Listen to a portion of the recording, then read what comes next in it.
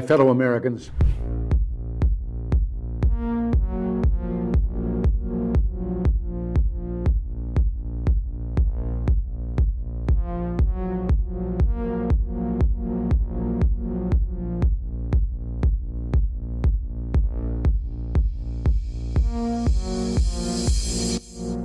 You might be wondering, why in the world is there a 30-minute countdown before the show starts? Well, we actually start live every day at 4 p.m. Eastern time, so this whole 30-minute countdown is a chance for YouTube and Rumble to send out their alerts and notifications, so we encourage you to gather up and hang out with everyone in the chat room. So every day at 4 p.m. Eastern time is when we do this show live. You can join us for the countdown if you like, or just set your clock and reminder that at 4 p.m. Eastern is when we go live. You can also make sure you subscribe and turn on that bell notification, so hopefully you will get a notification. What do you have to say about dictators of countries like Indonesia, who we sell weapons to, yet they are slaughtering people in East Timor? What do you have to say about Israel, who is slaughtering Palestinians, who impose martial law? What do you have to say about that? Those are our allies. Why do we sell weapons to these countries? Why do we support them? Why do we bomb Iraq when it commits similar problems?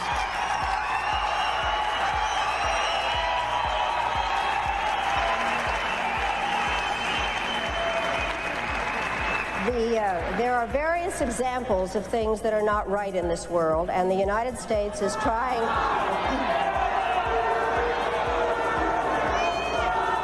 I really am surprised that people feel that it is necessary to defend the rights of Saddam Hussein, when what we ought to be thinking about is how to make sure that he does not use weapons of mass destruction. I'd like to... Who are shouting, just a moment. I'm not defending him in the least. What I am saying is that there needs to be consistent application of U.S. foreign policy. We cannot support people who are committing the same violations because they are political allies. That is not acceptable. We cannot violate UN resolutions when it is convenient to us. You're not answering my question, Madam Albright.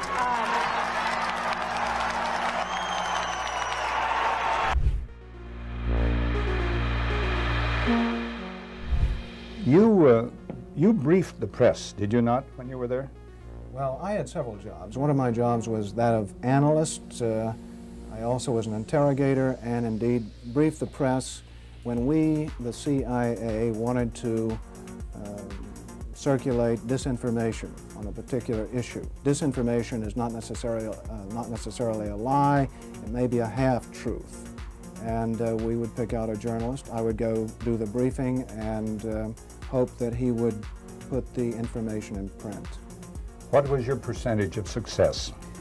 We were pretty successful in planning information of a rather rarefied nature. For instance, if we wanted to get across to the American public that the North Vietnamese were building up their force structure in South Vietnam, I would go to a journalist and advise him that in the past 6 months, X number of North Vietnamese forces had come down the Ho Chi Minh Trail system through southern Laos. Now, there is no way a journalist can check that information. That's data derived from radio intercepts, spy in the sky photography. So either he goes with the information or he doesn't, and ordinarily or usually the journalist would go with it because it looked like some kind of exclusive. Go after these gentlemen. I would be directed to cultivate them, to spend time with them at the Caravel Hotel or the Continental Hotel, to socialize with them, and slowly but surely to try to gain their confidence by dolloping out valid information which was true. And then I would drop into a conversation the data that we wanted to get across, which might not be true. One piece of data, for instance, that we managed to plant in the New Yorker magazine had to do with a supposed North Vietnamese effort in 1973 to develop airfields along the border of South Vietnam. The reason we wanted to plant this information was that we were trying to persuade the U.S. Congress that Saigon should continue to get a great deal of aid and that the North Vietnamese were the chief violators of the ceasefire accord. That was printed in the New Yorker magazine under the byline of Robert Chaplin, as indeed was a great deal of such information which we tried to circulate. Frank, a two-part question. What were the objectives of or what was the objective of the CIA? What about the moral implications of what you were doing in feeding disinformation? Did the objective override the moral implications, moral problems? Well, the objective of the agency in general is to generate intelligence and get it back to Washington, to get at the truth and make sure the policymakers understand it. When you plant disinformation, you are diverging from that objective, and I think probably in retrospect it was very counterproductive. I am, as an ex-CIA agent, opposed to the disinformation activities in which I was involved. I admit that I was involved, and I think it served no useful purpose. Propagandizing the American public or Congress is not the CIA's job. As to the morality of what the CIA was doing or that particular activity, the war was a very relative thing. It was a relativist environment, and morality seldom came into play when you were operating in the field. In my estimation, a CIA man should be amoral. That may sound pretty shocking to somebody, but what if my morality were that of a Nazi or agent, if you will?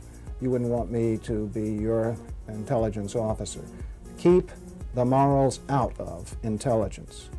Keep the truth in, and stay away from disinformation.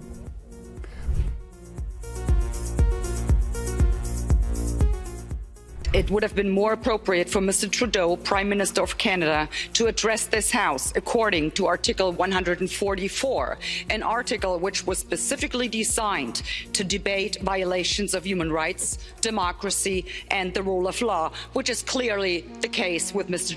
Trudeau. Then again, a Prime Minister who openly admires the Chinese basic dictatorship, who tramples on fundamental rights by persecuting and criminalizing his own citizens as terrorists just because they dared to stand up to his perverted concept of democracy, should not be allowed to speak in this House at all. Mr. Trudeau, you are a disgrace for any democracy. Please spare us your presence. Thank you. And it might sound radical, colleagues, but the answer to war is not more war, it's peace. And peace isn't delivered by the barrel of a gun, it's delivered by diplomacy, by dialogue. You can wish away your continent's history, but we share a continent with Russia. We will sit down with Russia. There will be a negotiated peace, and this organisation should be promoting it earlier rather than delaying it and making sure that more Ukrainians die. Your feigning of sympathy rings hollow. It makes me sick, to be honest with you.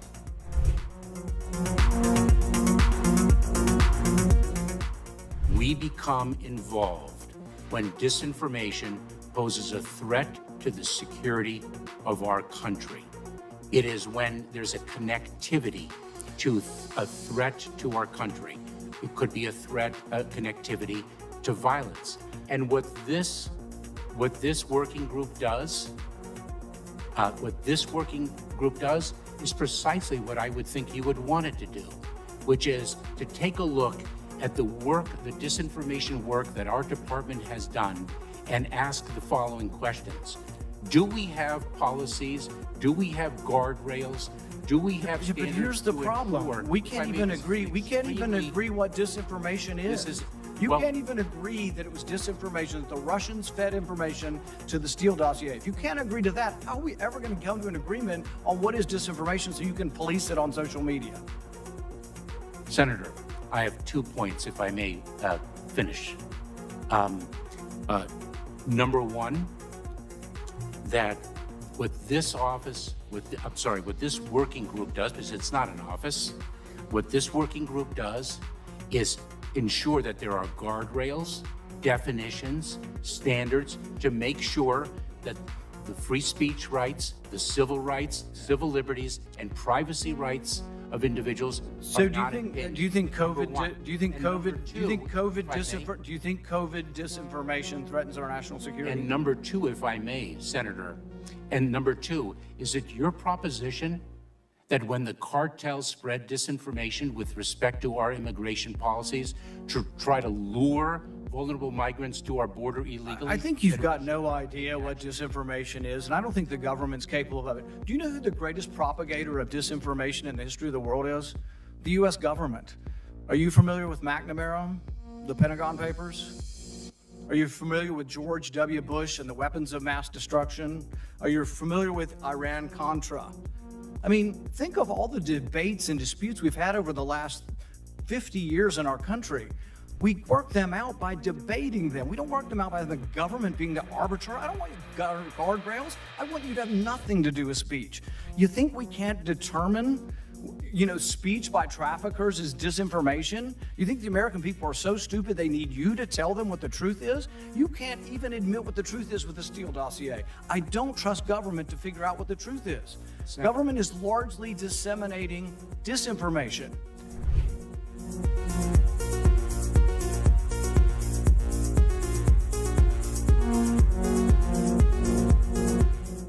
You would know this this is a bit of an aside, but in terms of how you think about problem sets, when I was a cadet, what's the cadet motto at West Point? You will not lie, cheat, or steal, or tolerate those who do. I was the CIA director. We lied, we cheated, we stole. It was like we had entire training courses. We had a good discussion on ensuring global energy security and adequate oil supplies to support global economic growth, and that will begin shortly. I'm doing all I can to increase the supply for the United States of America, which I expect to happen. The Saudis share that urgency, and based on our discussions today, I expect we'll see further steps in the coming weeks.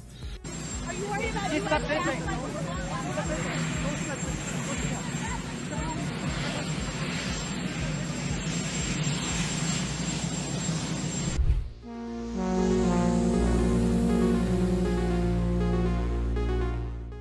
Hey everyone, just as a reminder, hey, our show starts at 4 p.m. Eastern Time, just a few minutes from now, but I should remind you that we have a daily newsletter. It's totally free. Natalie and I work very hard on it every morning over a cup of coffee, putting the stories together that we think are important that the mainstream media is going to ignore. All you need to do is go to our website. It's just redacted.inc. Put in your email address. We won't ever sell your email to anybody. And then you'll receive a welcome email. And all you need to do is verify that email, and 7 a.m. Eastern Time is when we send out our daily newsletter. And it's about 5 or 10 minutes in length that you can read it over your cup of coffee. And like I said, we cover 4 or 5 of the big stories of the day, plus a couple of things you might have missed while you were sleeping. We try to have some fun with it, add a little humor into it. And again, it's a great way to start off your morning. But it's also a great way for us to stay connected with you as well, because we've been banned and blocked on some of these platforms before, where we haven't been allowed to post anything, not even a community post. So the only way for us to stay connected with you is through our newsletter. We were able to send out a newsletter and say, hey everyone, we're blocked for the next week, and let you know what was actually going on with our show. Anyway, go to redacted.inc and sign up for the free newsletter, and it'll be posted first thing in the morning over your cup of coffee.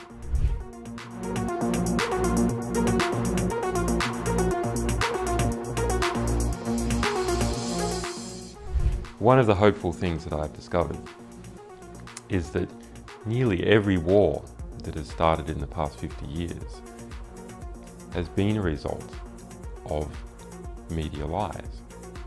And the media could have stopped it if they had searched deep enough. If they hadn't reprinted government propaganda, they could have stopped it. But what does that mean? Well, that means basically populations don't like wars. And populations have to be fooled into wars. Populations don't willingly and with open eyes go into a war. So if we have a good media environment, then we'll also have a peaceful environment. You killed a million people in Iraq. That is a separate... You killed 1 million people in Iraq. It's incredible that you have the brass neck to be sitting here now urging another Iraq war George, after if what I you've was still already in done. Parliament,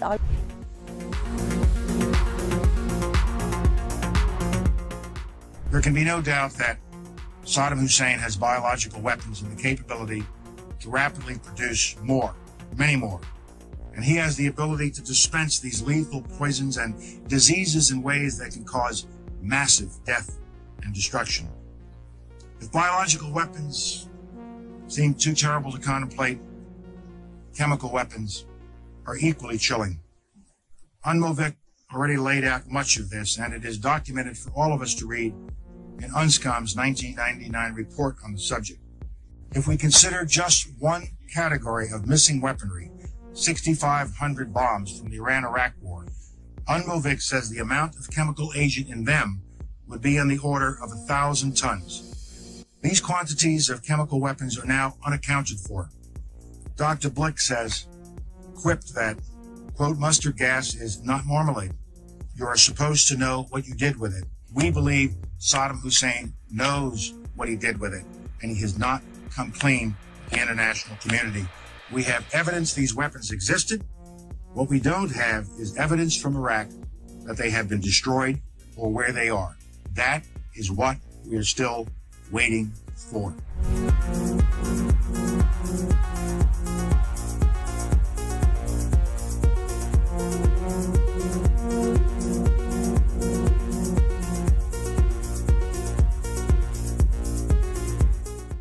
Okay, inspection worth doing, everybody's agreed it's worth doing, and it gets stopped. Yes, sir. At that moment, we're an automatic pilot as far as you're concerned. Period. No ifs, ands, or buts.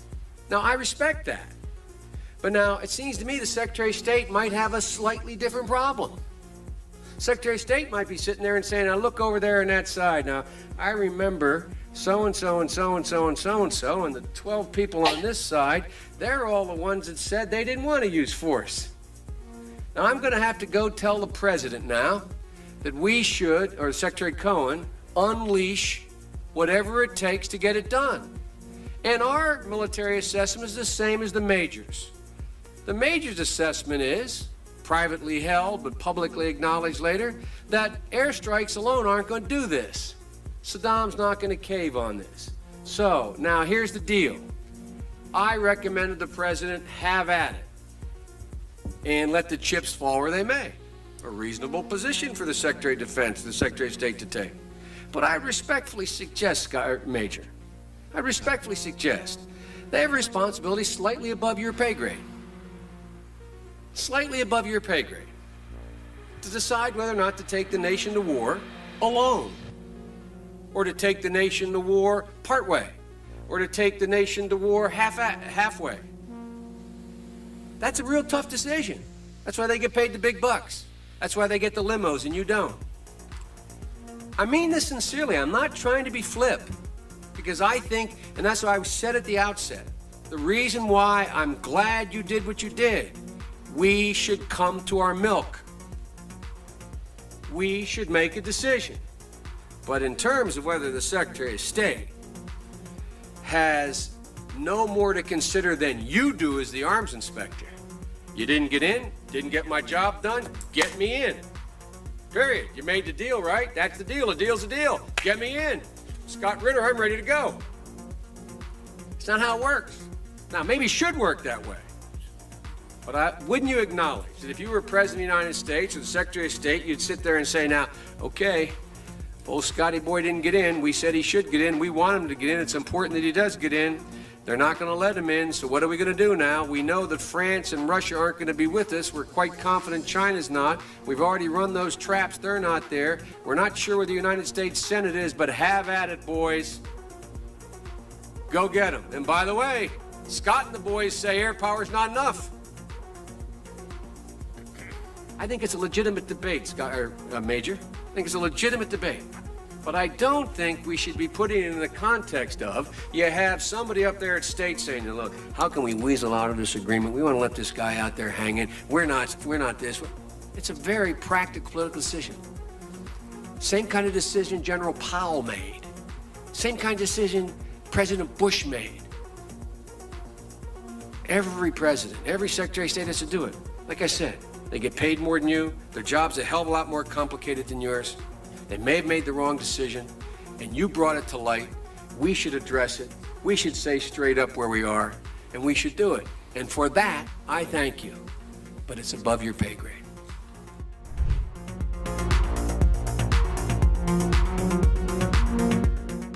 About 10 days after 9/11, I went through the Pentagon, and one of the generals called me, and he said, "Sir, you got to come in and talk to me a sec." He says, "We've made the decision. We're going to war with Iraq." I said, "We're going to war with Iraq? Why?" He said, "I don't know."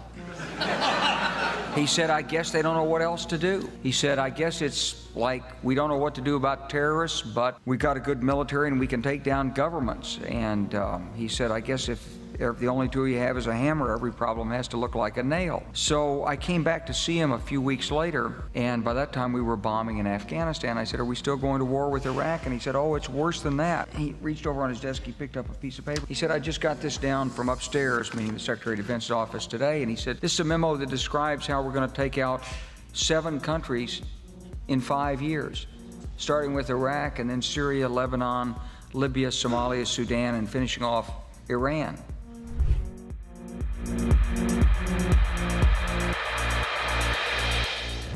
Hey everyone, Clayton here. The show is going to start at 4 p.m. Eastern Time. I should remind you that we have a VIP community. It's our Redacted Rebel VIP community. Now, this show is totally free, what you're watching right now, right? You can subscribe here on YouTube and Rumble, totally free. But if you'd like to support independent journalism, we are run by you. Without you guys, we wouldn't be able to do this show. We wouldn't be able to hire the team that we have. We wouldn't be able to afford the servers that we have. We wouldn't be able to afford the reporters that we have, the team that we have. So you can support us by going to redacted.inc, and on the right side of your screen, you'll see a VIP community button. Just click that, and for the price of a cup of coffee once a month, you can support us. We put out exclusive content, early interviews that no one else will see, live streams just for our VIP Rebel community. So again, it's totally free to watch this show, but if you do want to support independent journalism, we would really appreciate it. Come on over to redacted.inc, click on that community button, and decide if you want to sign up or not. It's totally up to you. We thank you. And meanwhile, the show will start in just a few moments at 4 p.m. Eastern Time.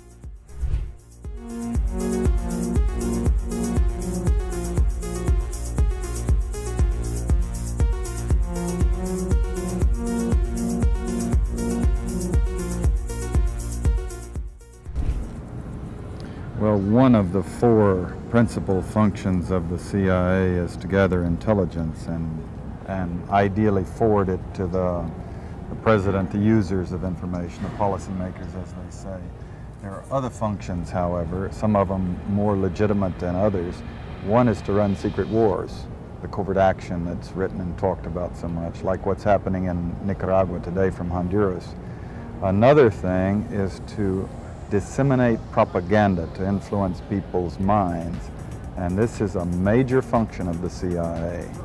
And unfortunately, of course, it overlaps into the gathering of information. You have contact with a journalist, you will give him true stories, you'll get information from him, you'll also give him false stories. For example, in my war, the Angola war that I helped to manage, 1/3 of my staff was propaganda. Ironically, it's called covert action inside the CIA. Outside, that means the violent part. I had propagandists all over the world, principally in London, Kinshasa, and Zambia. We would take stories which we would write and put them in the Zambia Time, and then pull them out and send them to a journalist on our payroll in Europe. But his cover story, you see, would be that he'd gotten them from his stringer in Lusaka, who had gotten them from the Zambia Time. We had the complicity of the government of Zambia, Kenneth Kaunda, if you will, to put these false stories into his newspapers. But after that point, the journalists at Reuters and AFP, the management was not witting of it. Now, our contact man in Europe was, and we pumped just dozens of stories about Cuban atrocities, Cuban rapists. In one case, we had the Cuban rapists caught and tried by the Ovimbundu maidens who had been their victims, and then we ran photographs that made almost every newspaper in the country of the Cubans being executed by the Ovimbunda women who supposedly had been their victims. These were fake photos? Oh, absolutely. We didn't know of one single atrocity committed by the Cubans. It was pure, raw, false propaganda to create an illusion of communists, eating babies for breakfast and that sort of totally false propaganda.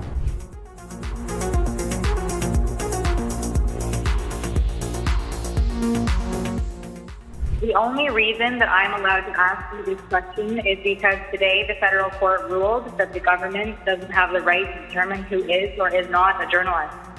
This is the second election in a row that the court had to overturn your government.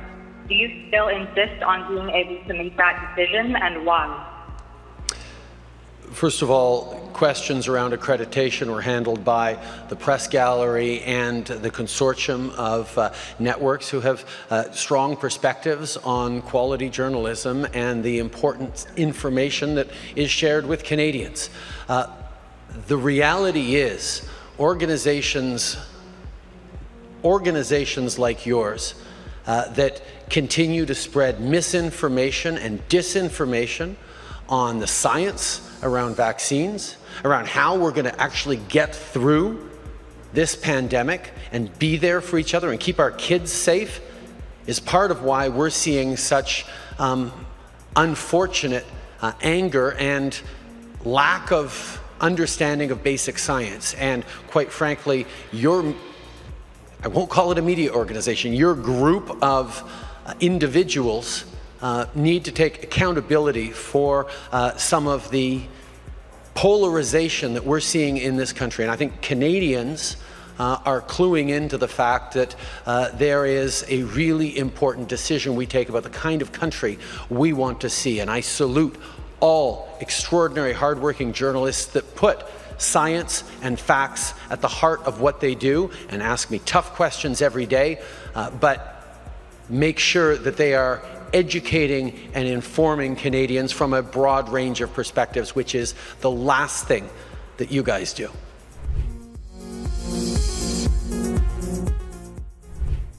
Whatever our hopes may be for the future, for reducing this threat or living with it, there is no escaping either the gravity or the totality of its challenge to our survival and to our security.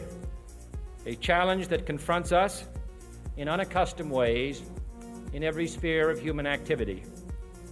This deadly challenge imposes upon our society two requirements of direct concern, both to the press and to the President. Two requirements that may seem almost contradictory in tone, but which must be reconciled and fulfilled if we are to meet this national peril.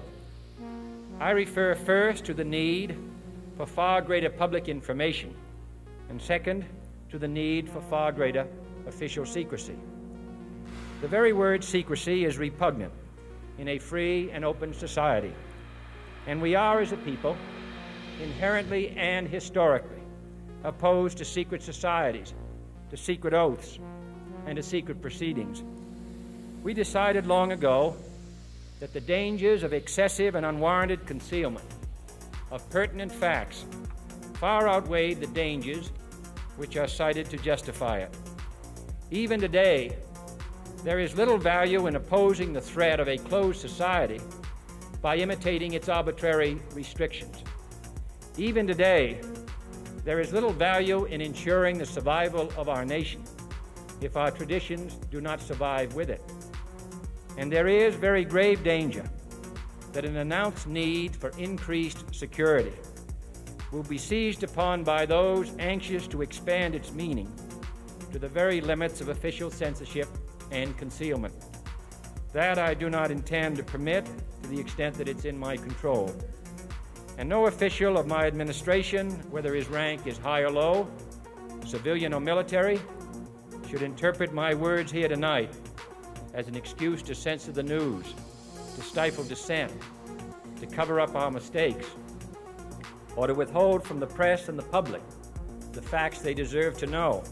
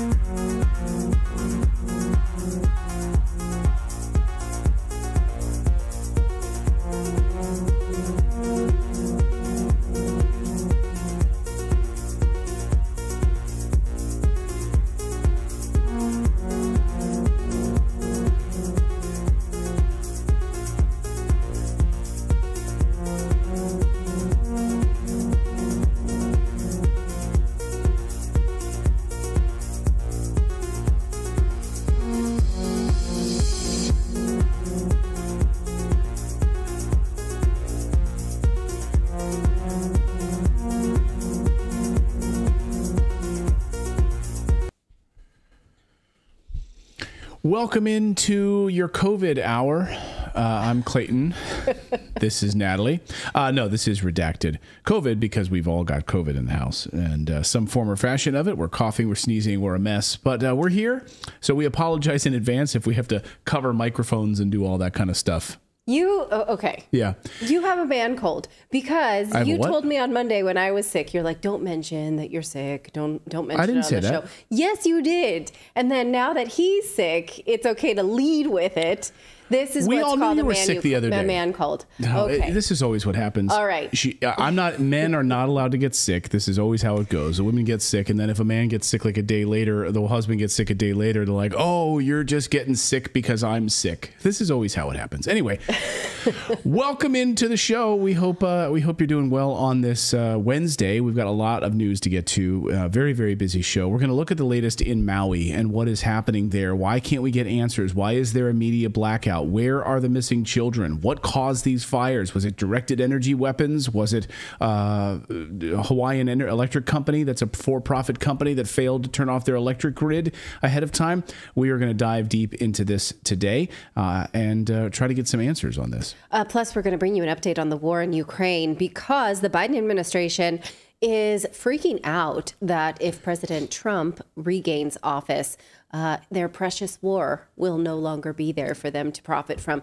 And so the neocons seem to be putting mechanisms in place to continue the war, no matter what you vote. We're going to talk about that in a minute. Matthew Bullock in our chat says, garlic and ginger cures everything. All right, got it.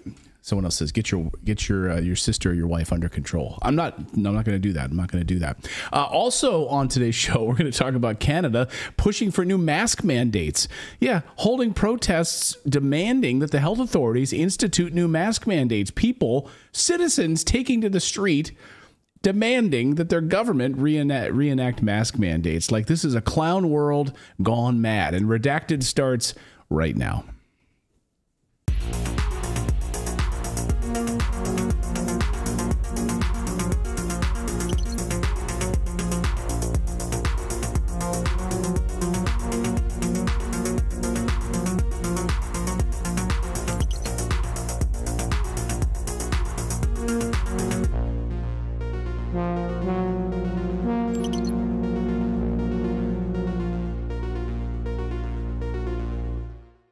Hello, everyone. Welcome. And to be clear, on Monday, what I was referring to, it was because it was our first day back after a vacation, and our daughter was sick, and our mother-in-law was sick. I was like, that was sort of top of mind for us, but we'd been away for so long, I just didn't want to spend the enormous part of the show Don't talking tell the about viewers that you're sick, but it's okay.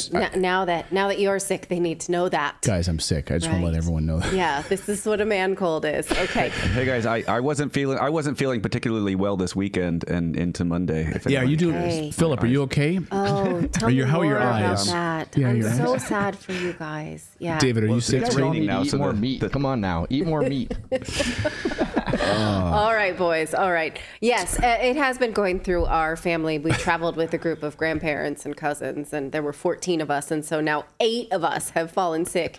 2 tested positive for COVID. The rest of us who've been sick, myself included, are testing negative. I don't know. We talked about these tests and vaccinations and all of that on Monday's show. So we won't revisit that. But Clayton is low energy, what President Trump would call low energy. But I'm going to bring it. I'm going to do my best. I'm going to do it. You guys are here joining us. Great. So if you guys are here, then I'm here. And as Cranky Cletus in our Rumble chat says, dude, give up. You're never going to win this argument. Cranky Cletus might be my new favorite screen name. Cranky Cletus. Oh, get them Duke boys. All right.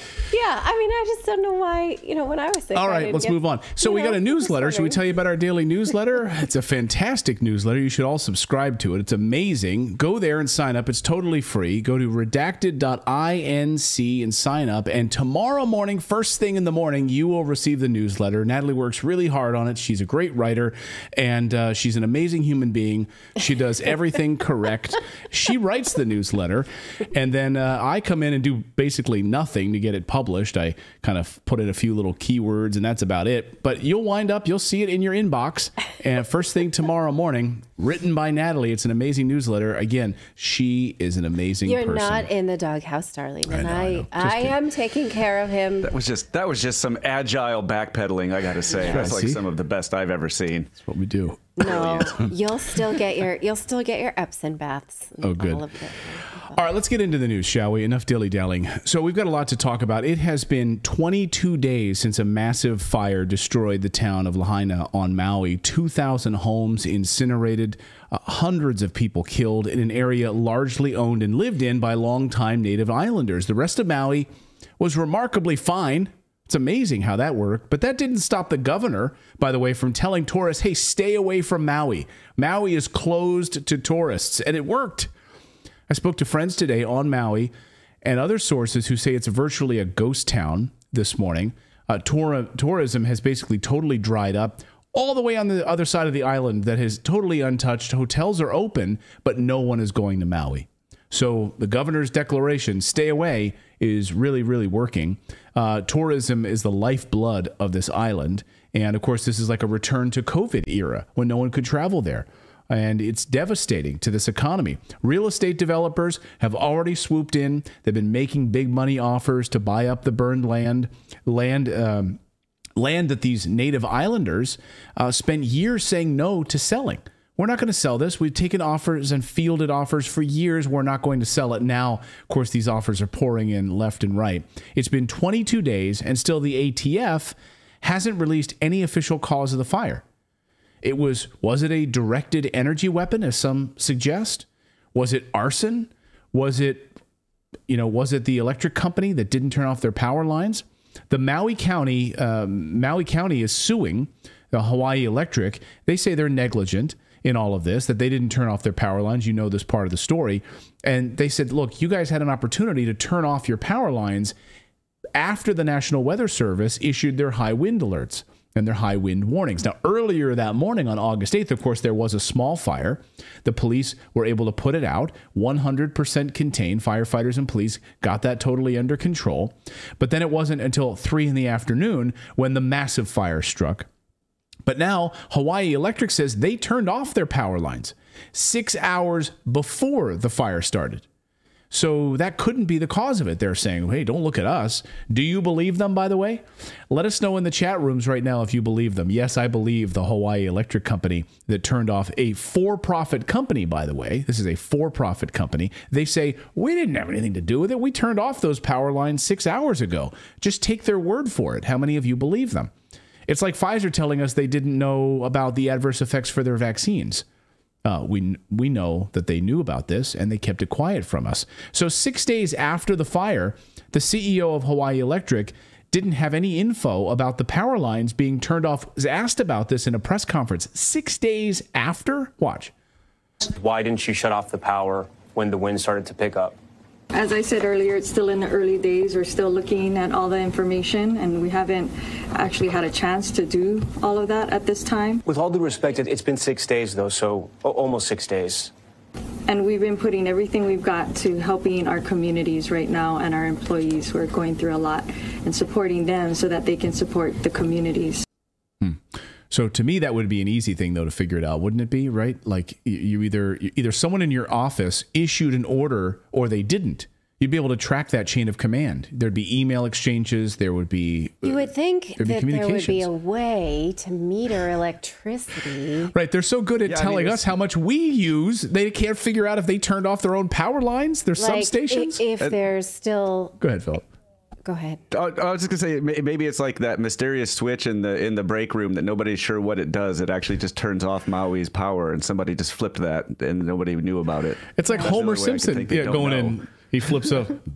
I pressed the wrong. I turned off all of the entire city. You just can't figure that out. Right. Maybe you log into your portal and see where people being charged after this time that you said was turned off. You know, these things are not that hard to figure out in this day and age.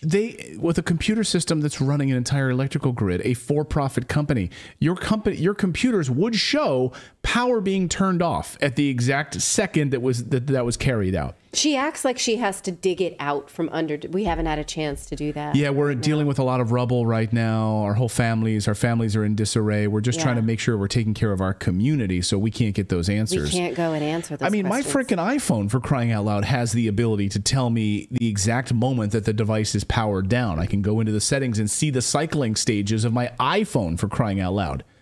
But they can't figure that out. Beyond that just tells me their PR company hasn't given them their response yet.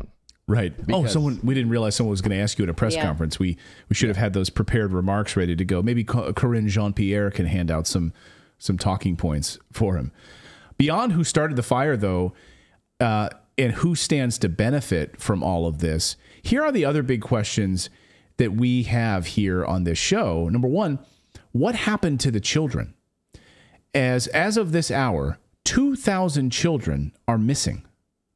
That's no small number. Sources I'm speaking with say that it's likely, highly likely, that many of these children have been taken off, sold off in child trafficking rings. What? This is textbook studies in disaster zones, war zones. As Tim Ballard on our show, of course, who Jim Caviezel played in the great movie The Sound of Freedom, says, disaster zones are the number one place where sex exploitation and child traffickers go in and exploit. Children are captured, sold off on the black market. Parents aren't around. Something's happened to the parents. This is a perfect opportunity. This happens all the time. This is not new. This is not something that we're making up. The number one way that children are captured is after a disaster. Wars, hurricanes, typhoons, earthquakes. Just look at Indonesia, look at Ukraine. This is exactly what's happening. Might be uncomfortable to talk about, but it's true. And according to EV News today, the situation has been further inflamed by accusations downplaying the high number of child victims to protect the Biden administration and local Democrats. Over 2,000 children from Lahaina's public schools remain unaccounted for. Unaccounted for. The official death number still sits at 115 people dead. The number hasn't moved. That number is fishy at best, criminal at worst, actually, and the number of missing doesn't actually add up. Right now, it's 388 missing, which is a total lie. Even CBS News, New York Magazine also saying this number doesn't make sense and questioning these official numbers that we're getting. At least 1,100 people, and that the FBI even revised their numbers to match, jumped up hundreds when they revised their own list. What's going on here? So other reports have it over 2,000, but they're sticking with their 388 number. And New York Magazine asks, why are hundreds of people still missing on Maui? What is going on here? Well, I was wondering if maybe school hadn't started yet, but it's easy to find in the Hawaii Public School Department of Education. They started in August. Yeah. So those kids should be in school, yeah. They should be in school, and the schools have them unaccounted for. Over 2,000 of them. We don't know where they are. So where are these missing children of Maui? We'd like some answers. We'd love for the governor to help us. We'd love for officials on the ground there, the sheriff's office and others, to tell us, but we can't get answers. People are being kept from getting information, and homeowners are being arrested now if they attempt to go to their house to see if their home is there. Weeks after the fires, here's the Washington Post reports, most residents are blocked from access to Lahaina homes. They can't get there. In fact, today, being handed permission slips if they're able to go. Blue permission slips on their way to try to get back home, if they're lucky, if the sheriff's department will let them. Sources are telling me today that cell service is almost non-existent in this area, spotty at best. Government was supposed to bring in those Starlink systems. They were promising to try to get some of the Starlink systems, but that hasn't happened. To even try to get some WhatsApp phone calls or like FaceTime audio phone calls, using internet service to make phone calls with family members and others, or just to get some information out there, they can't. And people are scared to leave their homes. People who still have homes are holed up and not wanting to leave. And now, over the past few days, a large amount of black fencing is being erected to block out the viewpoint into the fire zone along the highway. This is just what the fence looks like here. It's not enough to just have it be a barrier. It's got to be taller, opaque and taller than me. But of course, they're saying that this is 300,000 feet of linear dust screening. And that's all it is. Don't worry about it. It's just for dust. And they got $3 million in emergency funding to put this money to put this out there. So just to be clear, go ahead. How did they block all the dust before this then? Right. I guess dust wasn't dust is suddenly an issue now because of the fires. Right. Look, I don't understand it because I've been in the media a long time and I've been a journalist for a long time. I've covered the wildfires in Montana, hurricanes in Florida, floods in West Virginia. I've never been kept from covering a fire zone before. I stood in like disgusting knee-deep water that's like horrible sewage, and no one said a word to me. They're like, oh, you're a reporter? That's what you do. Go there. But apparently you can't do any of that here, and they're keeping you from seeing this. This program, by the way, started on August 16th to put up this fence. So, 8 days after this fire. And they got $3 million in emergency funding to do it? Okay, what about the people of Lahaina? Like, you're more concerned about a dust fence? Where'd they come from? Like, how do you build that fence? Where do you get the fence guys? Yeah. Where do you get this emergency fence guys to come in and do this? It's amazing. And now this morning, on top of that, drones are now banned. So if you want to fly a drone over this area, good luck. Initial drone footage kind of came out, but at the time, but now you're not allowed to do it anymore. Officials have now outlawed drones. According to independent journalist Jeff Cygnus, who tried to do this, if you're on public property, you're no longer allowed to use drones. Public property, you can't use it. Cygnus also is reporting that unmarked police cars have been showing up, standing guard around the perimeter. So if you even stop your car, you're going to be told to get back in the car and go. So these unmarked police cars with no, Hawaiian information on them at all, popping up all over the place and being told to stay away, blocking the perimeter of this. He says the National Guard told him to get back in his car, keep moving. And it's amazing that we can, by the way, deploy the National Guard to Lahaina, but not to the southern border. Just think about that for a second. So listen to his discussion about this wall. Watch. There seems to be a huge emphasis on ensuring that the media and anyone else can't see what's going on here in Lahaina, West Maui. There are miles and miles of this black fence going up that was not here before, that is obscuring ground zero and making sure no one can see what's going on inside of there from the road. No one can get in there. No one can take any pictures. And then I've also seen these weird foreign police cars showing up, these special police, I'm not sure what to call them. This is a Nissan, but there's quite a large presence of these standing guard around the perimeter. We've also lost our ability to fly drones really anywhere near this area. Now, this 20-second clip here that I tried to get out of my car and show what was going on, I was almost immediately, after these 20 seconds, National Guard came, chased me off, yelled at me, told me to get back in my car and keep moving. So you cannot pull over. You can't even stop your car anywhere near any of this anymore. Regardless, there is a massive human element to all of this, of course. Thousands of missing children, adults that have lost everything. Businesses destroyed because tourists won't come. Businesses destroyed because of the fires. Developers trying to buy up these people's lands. And because a governor basically told tourists not to come to this area, this economy in ruins. And there's now a concert that's a benefit concert that's about to unfold on September 2nd.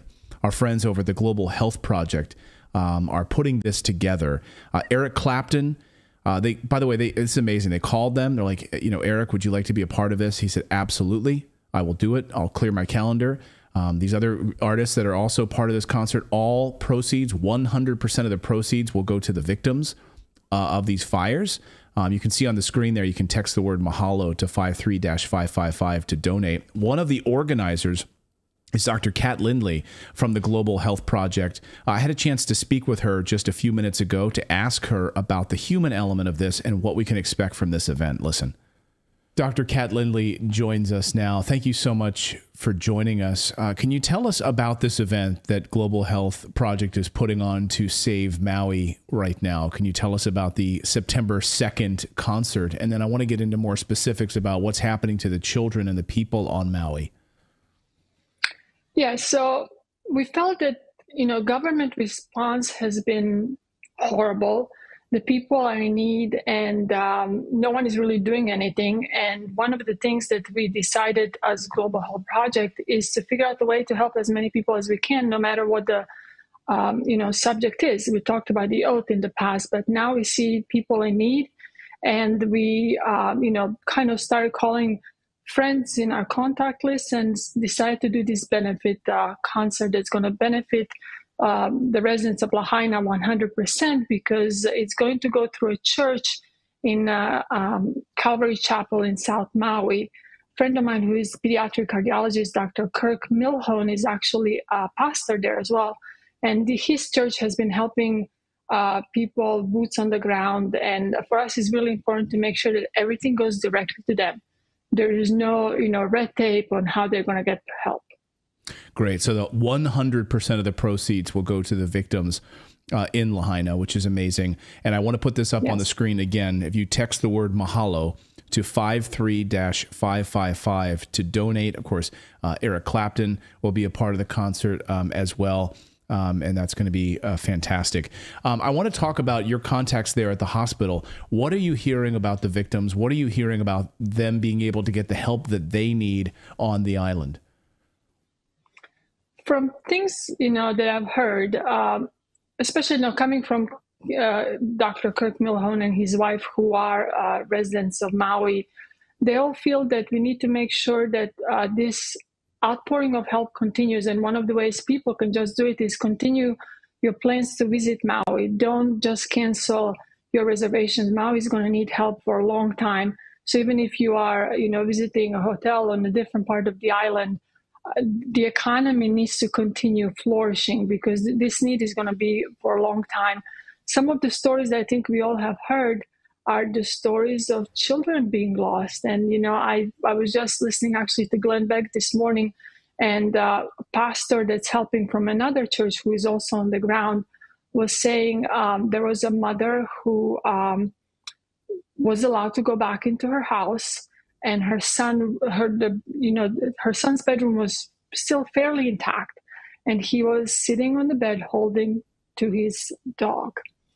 I have 5 kids. I don't know how many you have, but 3. I think the biggest trauma for parents is for something to happen to our children. I hope and pray fairly constantly that I do not outlive my children. There are so many kids lost, so many kids that had to stay home because the schools were out and things like that. And it doesn't matter how incompetent you are. It's just like, I can't even imagine that this has been allowed to happen. The great concern we have here at Redacted, of course, is about the children, and the reports, as we've been covering here tonight, about the 2,000 apparent missing children, unaccounted for in the school system and missing. And of course, something we've covered extensively here on our show is about these disaster zones being used for child trafficking. And that is a great concern. So these numbers are really mixed right now. The missing, the official number is 388. But there are other reports saying it's well into the thousands, and there's these conflicting numbers about the missing. Parents know that their children are missing, or they've been scooped up if the parents are now considered deceased. People coming in under the guise of trying to help and then taking these children away from this area. That is a terrible concern, is it not?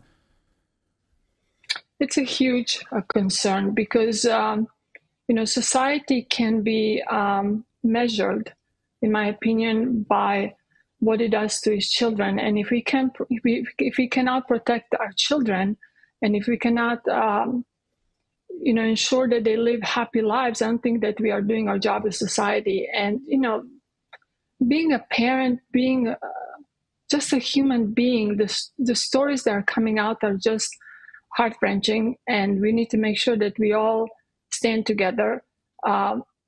Hearing that our government was willing to give $700 to a household, right, for whatever reason, it's just, you would think with all the money we have given to the rest of the world, we could do a lot more for the citizens of this country. And the fact that we can't, this is why people are coming together. There are so many churches out there so many organizations that are doing the job that government should have done. And we need to make sure that this continues because, today in the news cycle is the hurricane in Florida, and that's a huge, big thing. But people are going to forget Maui, and we just need to make sure that they never forget. Well, we'll put this back up here on the screen again. The Save Maui event happens on September 2nd at 8 p.m. Eastern Time. It'll be featured exclusively on Rumble. It'll be live streamed on Rumble. Eric Clapton, a part of it as well. 5 times August, among others. And you can text the word Mahalo to 53-555 if you want to donate anything that you can to contribute. Again, 100% of the proceeds will go to the victims of those fires. And thank you to Dr. Kat Lindley for helping to organize this event and being a part of it. Thank you so much for joining us. Thanks for having me and speaking by the event. I just want to mention one thing. I hope that everyone supported these artists that are going to participate in this event, because as soon as we asked, everyone said yes. I'll make sure that my calendar is clear. And I just hope that everyone supports them and come and support our event as well. Wonderful. Well, it's great to hear. It's great to hear. Dr. Kat Lindley, thank you so much for joining us. We really appreciate it. Thanks for having me. Thanks so much. And in the chat, people are saying, get Tim Ballard on the case. In fact, I reached out to Tim and his team today to look into this. So hope to have an update on what they find with all these missing children out there. And a lot of people will say, well, where were the kids? Where were the parents not speaking out about their missing children? And many of them are, of course. But, again, there's so many more that are missing, so many parents that are also been killed in this that we don't know or unaccounted for. And these numbers are shifting. So 800 missing, but then some are saying 300. Now it's over 1,100. Is it up to 2,000 with the 2,000 kids? How do you square only 388 missing when there's over 2,000 kids missing? The numbers just don't make sense. Then you've got a police chief also in this who is, there's a lot of questions about this police chief who is also the coroner, which, as many people point out, is illegal, and was also in part of the Las Vegas there during the strip shooting, and is now here and asked for a massive raise and was granted this massive raise. So there's a lot of really weird inconsistencies with these numbers and the people involved in this, and I hope that we get some answers in the coming days here. Yeah, so. This story is fishy. Very. I'll get out. Yeah. All right, we've got more news to get to here on your Wednesday. We're going to look at the latest on the war in Ukraine because as president, we've been talking about this idea of a forever war.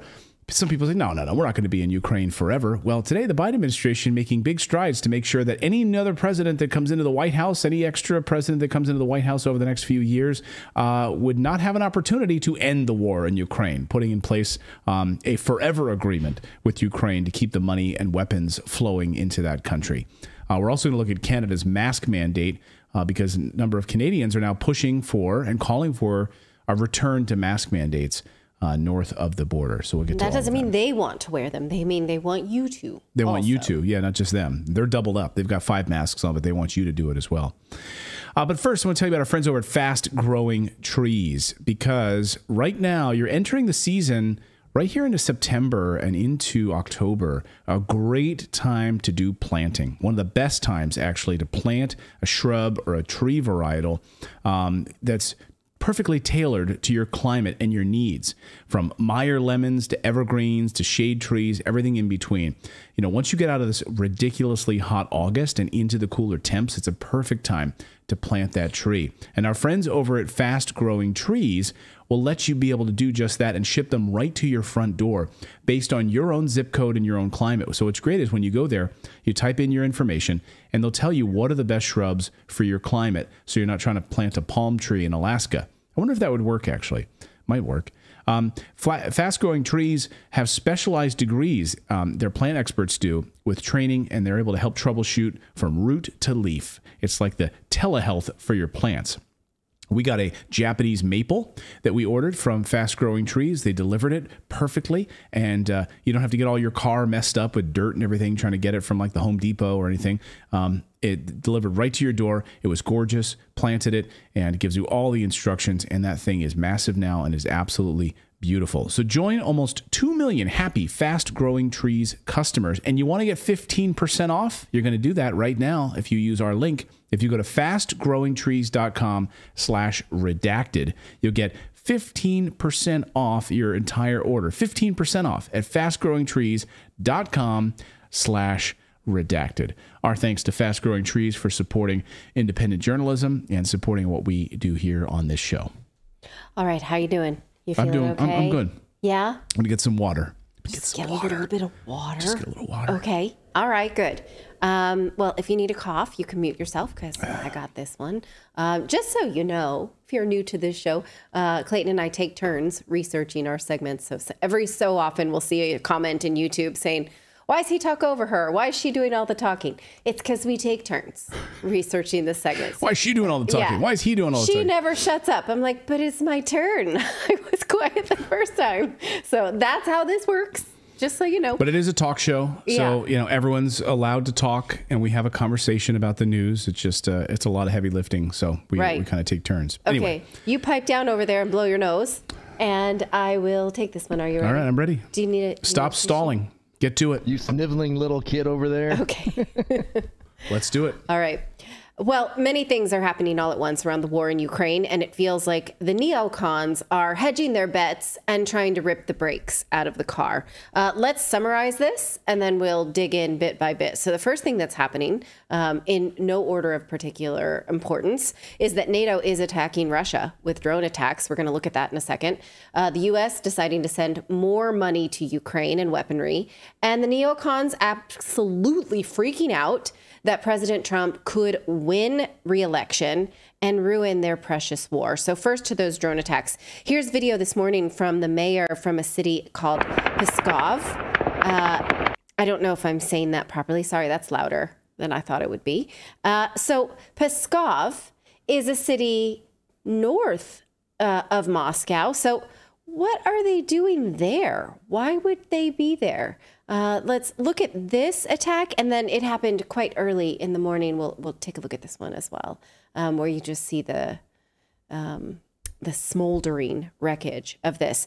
Now, let's look at where Pskov is on a map compared to where the conflict is in Ukraine. After we watch that, okay. Take a look at the map. Sorry about that. So you can see that it is quite far from the red circle. There is an approximation of where the counteroffensive is in Donbass region. That's not close. Ukraine should not be capable of firing that far. So who did it? Because remember, President Biden, he gave us his promise, his word that the U.S. would not be sending rocket systems that could reach inside of Russia when he announced weapons packages late last year. And so why? No, not that one. That one. Yes, thank you. So how would Ukraine do this if we weren't going to send them weapons that could reach that far? One possibility is that Pskov is not far from Estonia and Latvia, both of which are NATO countries. Any chance they had anything to do with that? So basically, we can surmise that it's NATO, right? It's either from these NATO countries or it's NATO backed by Ukraine. And Joe Biden lied when he said that he wouldn't send any weapons that could reach inside Russia, which we know the second thing is true because Ukraine has been firing inside of Russia for a long time now, for several months. Russia says they thwarted these attacks and no casualties were suffered. How do you prepare for attacks in places like this that are nowhere near war zones and then successfully thwart them? It's kind of good fodder to think about, right? Like, makes you wonder, could your city do that? If you don't live near a war zone, could your city just thwart drone attacks? You hope, right? Meanwhile, Russia says that it is targeting military command centers for Ukraine in this Kupiansk region, and over 100 Ukrainian soldiers died in that attack. Here is that headline. Now, most of the weaponry that was destroyed, that Russia says destroyed, clearly came from NATO, and the U.S. will replace that gear Or at least they're going to try. Here is a statement from the White House just yesterday announcing additional security assistance for Ukraine to the tune of $250 million. Let's go ahead and look at this pack list that they're sending. It's all kinds of missiles, HIMARS, mine clearing equipment, different types of missiles, Hydra rockets. Spare parts, says you need spare parts, I would assume. Now, along with this announcement, the Pentagon released a fact sheet showing the amount of aid that the U.S. has sent to Ukraine in totality, and it is over $43 billion. Now, I'm just going to let this play. This is sort of, I just running through it. It's a running list of, all kinds of Christmas gifts. Now, all of this equipment, by the way, may be just being wasted. Redacted correspondent Mike Jones is reporting from the Donbass. He's going to join us tomorrow to talk about this. He's spoken to captured Ukrainian soldiers who are living in Russia, who have said that they're being directed to take this weaponry out to the fields and then shoot them off into nowhere. Just shoot them off to waste them, because it's kind of like your vacation hours, like use it or lose it. It reminds me of the movie. Did you ever see Falling Down with Michael Douglas? An amazing movie. Oh, yeah. Yeah, it's an amazing movie. And he's so frustrated about all the construction that's happening on these streets. And he's like, what? This thing has been under construction now for like 2 years. And he's like, there's nobody working here. Where is everybody? And he flips out at it. And he turns out that they get a certain quota every year. They have to use that quota. They have to exceed that quota in order to make sure that they get more money in their budget the following year. So it's like, here, take these weapons, go out into the cornfield. You better fire them off, because if you don't show them in use, then Uncle Sam's not going to send us more stuff. Yeah. They've got to look like they're being used or lost or destroyed. Otherwise, we're not going to get more stuff. Now, these refugees are saying that when they had been asking, why are we shooting weapons into the air? They're told, shut up and do what they're told. We're going to bring you more about that tomorrow, because this is from one of our reporters, from the mouth of a soldier who was a Ukrainian soldier who was told to do these things. So we'll get more from that story tomorrow.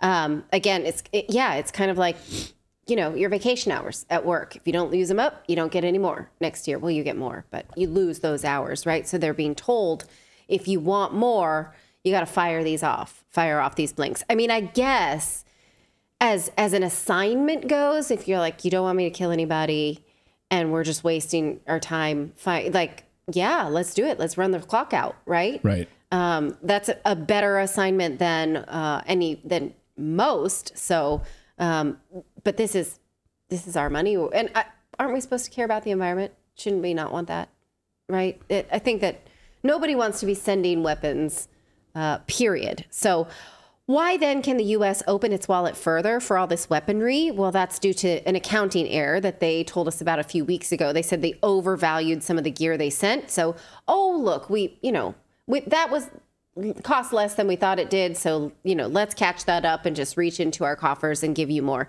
That's basically why they're saying they're doing this now. It is no doubt, though, that this war will continue while President Biden is in power, and his lackeys, who still don't even know where the Donbass is. This is a video we showed you from the Gray Zone in June, where Representative Jamal Bowman admitted he didn't even know where Donbass was, but still, yes, I'm for the war. I don't understand it, don't know where it's happening, don't know the nuance of that, but yes, I'm for the war. Watch this video. This is from June, and then we're going to give you an update. Us in Crimea? I don't know if I know much about that. I need to get into the details and learn some more about that. Yeah. You know what those are? No. Tell me. Educate me. Well, let me ask you this. What's your opinion on the war for Ukraine? Do you support U.S. aid to the war in Ukraine? Yes. Why do you support that?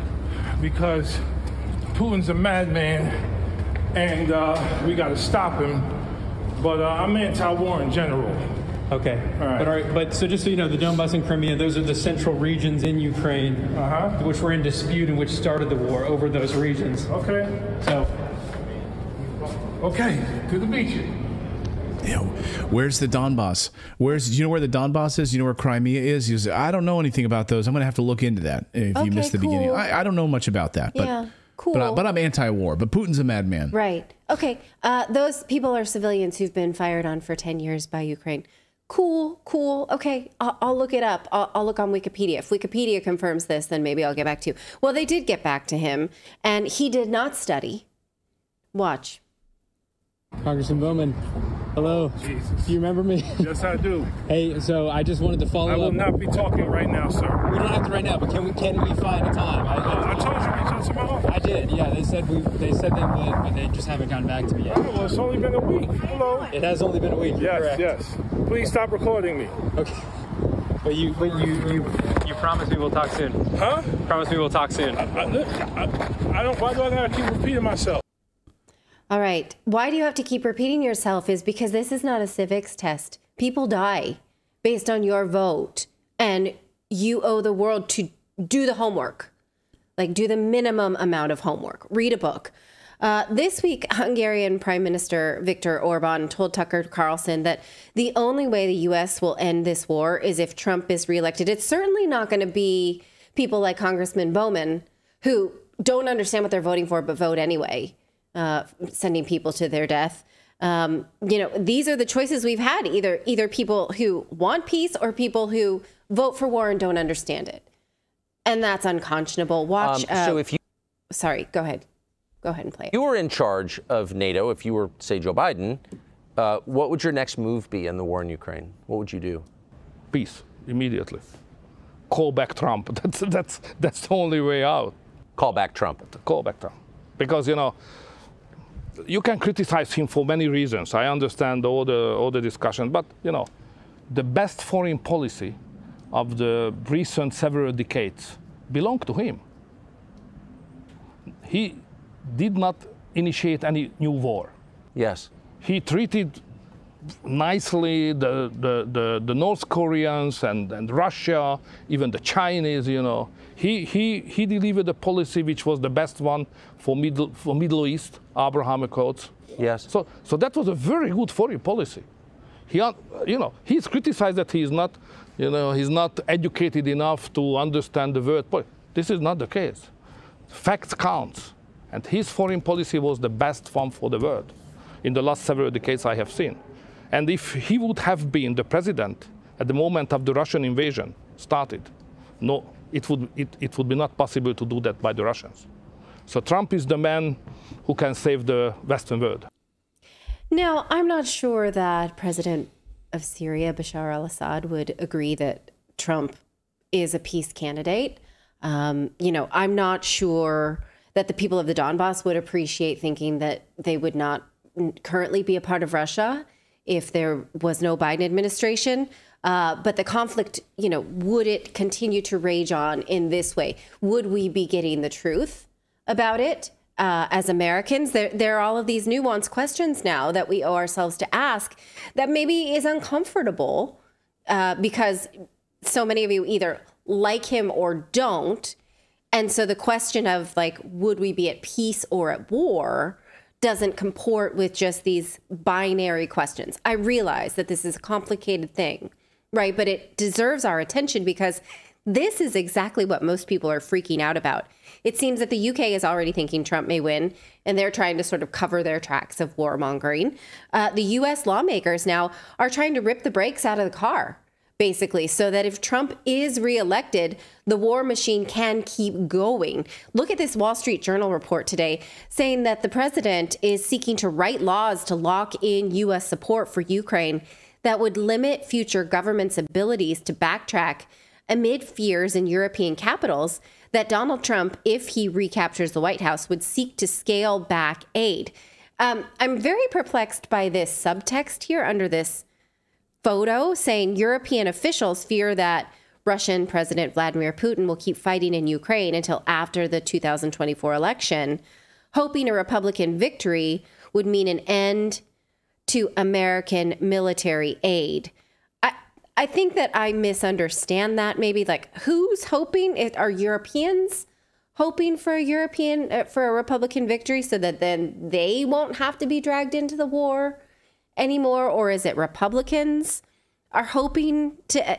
I'm not sure who's hoping for what. And I think even the media doesn't know. You know what I mean? Well, what we do know is that they don't want Trump to be in there, and I don't think the deep state will allow it to happen. I don't think there's a chance in hell that the deep state is going to allow President Trump to become the next president of the United States. I think they were blindsided the first time, and I think it's absolutely not going to happen this time.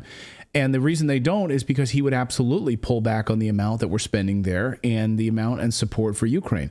And is there even any mechanism that Joe Biden could just set on cruise control that Donald Trump could not repeal? I don't think that's how that works. I don't see that. You need congressional approval to go to war, not to end a war that we're not even officially in. I don't know all the all of the executive powers that would enable him to set in motion sort of a forever budget for Ukraine, but in the same, unless you don't have, unless there is, it's passed by the United States Congress as part of some sort of Defense Authorization Act, where it's sort of like an extended Defense Authorization Act that goes farther into the future, where there's like an outlay that's being promised over the course of time. But he could, if he wanted to, if you're president of the United States, by fiat, come in and say, we're canceling this Osprey program. We're canceling this boondoggle for this new jet program. We're canceling all of this left and right. But that's where Trump got in trouble last time, is that he tried to do a lot of those things, and he was met with major resistance inside the Pentagon and told that he couldn't do those things. That, no, you don't have the authority to do that. He's like, what? I don't have the authority? What are you talking about? I'm president of the United States. Yeah, but see, a lot of these things are already set in motion. I'm just look at a lot of the healthcare.gov provisions put in place by President Obama. A lot of those pieces, even with like Congress removing it, even with like an executive order, you still have the tentacles of Obamacare that you cannot unravel. Right. So a lot of this stuff can be permanent, unfortunately. Well, yes. And also, couldn't they, because if he's a wartime president, if we actually do end up declaring war on Russia or Taiwan, I think he could technically stay in until that was over. If that ended up being a forever war, he would be president until he died, most likely. Right? Yeah. Continuity of government. I mean, there's a whole lot of questions about that. But yeah, I mean, I think the larger point is, though, that once you put a lot of these things in motion, it's very difficult to unwind them. Certainly government outlays for a war. So, yeah, in many ways, this is like a forever contract that we're putting in place to keep a forever war going in Ukraine. And Zelensky's going to get his wish, which is that Ukraine is treated as the next Israel. He wants Ukraine to become the next Israel, where we pump in tens of billions of dollars a year to Israel to support them. And this is exactly what's happening in Ukraine. Yeah. So we'll just end this segment by looking one more time at the map, because we looked at the map of where the drone strikes were, nowhere near here. But we'll at least look at an update of where the conflict currently is. Again, if you look at the red parts there, those are the parts that voted to become a part of Russia that have been bombed by Ukraine, shelled since 2014, civilian areas now being protected by Russia. So if you think, oh, well, Russia should just go home and Ukrainians will stop dying, well, then the people, the civilians that live in that red territory will go back to being bombed on a regular basis, to the point where, again, the IMF told Ukraine in 2015 to stop spending $1 million per day to wage war on these civilians. So this is where the line is currently. This is where the conflicts are in blue. And the counteroffensive did not push that red back at all. And we have no reason to believe that it will. Thank you for that, Cheryl. A couple of people commenting on my Trump comments. Cheryl Foth says, Clayton, don't ever say Donald Trump will not win in 2024. Again, that's enough for me not to ever listen to your show again. Look, Cheryl. You didn't say that. You said they won't let him. I didn't say he would not win. I didn't say that at all. He might win. I'm just saying they won't let him. I'm saying the deep state will not let him. Do you disagree with me? I mean, look what they did to him. I mean, so look what they're doing to him right now. You're being very pessimistic. I am. Well, Kay Redding says, you're being pessimistic. Look, I'm a pretty positive. Would you say that I'm I'm always like a glass half full kind of person. I always try to find the good. But when I know how our government operates and I understand how this deep state operates and I see what they do, I mean, what's there to be positive about with this government? It's full of snakes. I don't see it as being pessimistic to be realistic at what you see. I mean, we see what is happening, and it's like obvious they're going to do everything in their power to stop him from getting in there. Yeah, and then you can be unprepared about it, right? You can two-party justice system. You can be like, I didn't even see this coming. I'm warning you that this is happening. I see it coming down the tracks. I just don't see how it happens. I mean, it's again, how did Joe Biden get 80 million votes? The most in U.S. history. Like, really? Okay. Okay. Okay. I'm sorry, something smells really, really fishy. I just don't see a chance in hell that they let President Trump in the White House again. And so it's so interesting now because, again, in talking about this with Mike Jones, he says it seems like the UK press is all but resigned that Trump will regain office and that they need to cover their tracks, sort of, get out the shredder for the things that they did for the Biden administration. So I think that's an interesting temperature point, don't you? I mean, just look at Julian Assange for a second. If I was like to tell you the story of this guy who's a journalist who reported on war crimes of the United States in Iraq, and it's a country of free speech and freedom of the press, you would say there's no chance that this guy would be literally sitting in a prison, rotting and dying. He's going to be extradited and then prosecuted and held up in prison in the United States for the rest of his life. Like that's what's happening. The deep state is winning. When Mike Pompeo admits openly that, yeah, he wanted to go after and kill Julian Assange, the head of the CIA, the deep state. I mean, they're saying it out in the open. Just look at Julian Assange as a template for how this stuff operates. He's sitting in Belmarsh prison, rotting away terribly. So it's hard for me. I mean, I'm a pretty positive person, but when I see how these guys operate, and you do the reading and you understand the research about these guys, it's hard to be positive about the United States government in this way. Okay. I mean, I don't think that's our job to say. What is? To like make predictions, though. You know, I think. Okay. I'm not comfortable doing that. You can be. All right, I'm comfortable doing it. I've been around it long enough to. I will do that. I will do that. All right, we've got more news to get to here on your Wednesday. Give me a second. I have to reset something. I have to reset my companion. I completely lost control of the show. Hey, give me 1 second. Okay. Oh, but are we still live? Can I flip it? I'll flip it. Look, I can do it. Yeah. Look at this. Yeah, we're still live. I'm pressing buttons. Can you see that? Look at that. Camera one. Camera two. See, Philip usually runs the show. I'm doing it now. I'm doing it. This is really weird. You don't even need me. I'm gonna go. I'll have a good day. See you, Philip. I have to restart companion, so give me a second. Yeah, go ahead. Go ahead. You've got some of the control, but you don't have all of the control. Yeah. Well, I'll tell people what's coming up here on the show. We'll tell people what's coming up. We're going to talk about Canada and these mask mandates. So this is an unbelievable two-part story, really, in Canada. You have, first of all, a woman who refused to get the vaccine in Canada, said, I'm not getting the vaccine. And then she had to get an organ transplant, and she was denied getting an organ transplant because she was unvaccinated. So then she dies, and she passes away because she was not able to get that organ transplant. In addition to which, there's a renewed push in Canada for mask mandates and continuing to push for masking in hospital settings and other pharmacies and other healthcare services. So that's Canada. We'll have a report on that in a moment. But first, I wonder if it would be a much different temperature now, though, for masks, because the government can no longer say what we censor speech online, where we were encouraged to make fun of people who were anti-maskers online. The media was, and social media. And social media. Would it be different this time around? Would we then go to maskers and say, hey, actually, look at the data studies. shows that it's actually toxic to breathe in your own bodies. And it's not doing anything to protect you. And also there are forever chemicals in those masks. So would you like to rethink that? Or are we going to then go through where we, make fun of asthmatic people? Yeah, that keep was up the fun, charade. Right? Yeah, keep up the charade. Make fun of people who were asthmatic, who didn't want to wear masks. That's what we did.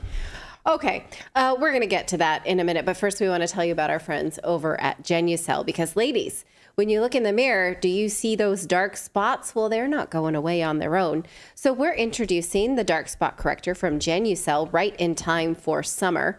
The Dark Spot Corrector, with not one but 3 cutting-edge ingredients, goes to work fast to target sunspots, dark spots, liver spots, and even old discoloration, both on your face and hands. You'll be amazed at how quickly you'll see results. You can now enjoy your summer sun, beach, and barbecues without those embarrassing spots. With Genucel, you'll see the results of your money back or no questions asked. You'll see the results or your money back, no questions asked.